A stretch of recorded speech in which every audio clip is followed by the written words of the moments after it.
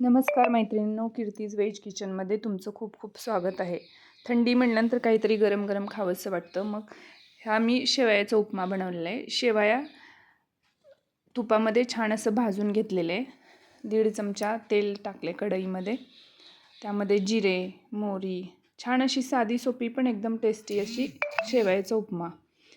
जिरे, मोहरी टाकले, मिरच्या कट करून टाकले, 3-4 मिरच्या, शेंगदाणे छान असे लाल होऊ द्यायचं, परतू द्यायचं आणि कांदा टाकायचा. थोडीशी कोथिंबीर पण टाकायचं फोडणीमध्ये.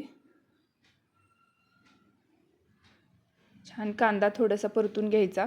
चवीपुरतं मीठ टाकायचं.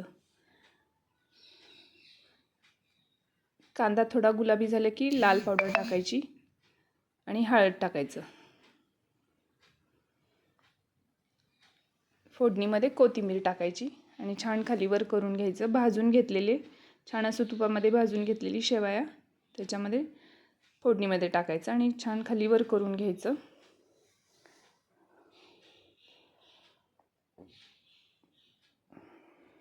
पाणी गरम करून घ्यायचं त्याच्यासाठी. छान खालीवर करून घेतलं की गरम करून घेतलेलं पाणी त्या फोडणीमध्ये घालायचं.